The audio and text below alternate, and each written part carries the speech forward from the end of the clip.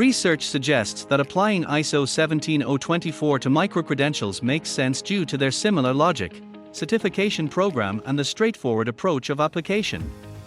Both address the competence needs of new emerging challenges on the labor market. Both also focus on knowledge, skill and competency development and assessment processes. However, the difference lies in the terminology and language used, with micro-credentials being the more flexible and adaptable of the two. It is for this reason that VET providers have the challenge of understanding the thinking, terminology and logic of certifying bodies, rather than the other way around. A key point to understand is that training programs, certificates, and micro-credentials are not the same thing. A training program may help someone build the competences needed for certification or a micro-credential, but it does not guarantee either. Competences can also be gained through work experience, internships, self-study, or other learning paths. For VET providers, this means training is just one possible route. Learners should still have the chance to be assessed and certified, regardless of how they acquired their skills. For VET providers, using ISO 17024 for micro-credentials requires cooperation with an accredited certifying body, as only they can issue certificates and ensure program quality. Building such a partnership takes time, trust, and early action. Identifying and engaging potential certifying bodies in the region is essential to establish a long-term, high-quality certification pathway. There are some things you should consider.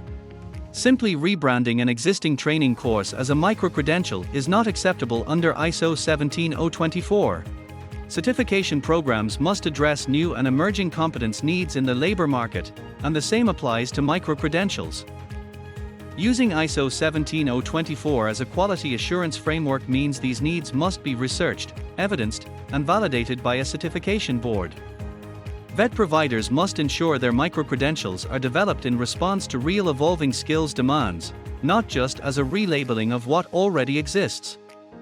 Impartiality and transparency are two of the main quality criteria of ISO 17024.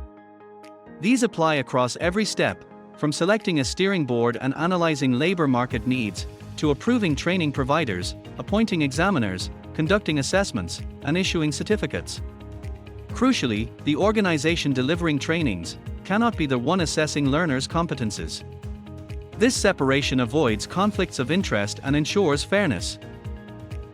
Only by respecting these principles can a micro-credential achieve ISO 17024 certification, safeguarding both quality and the strong reputation associated with an ISO 17024 competence certificate.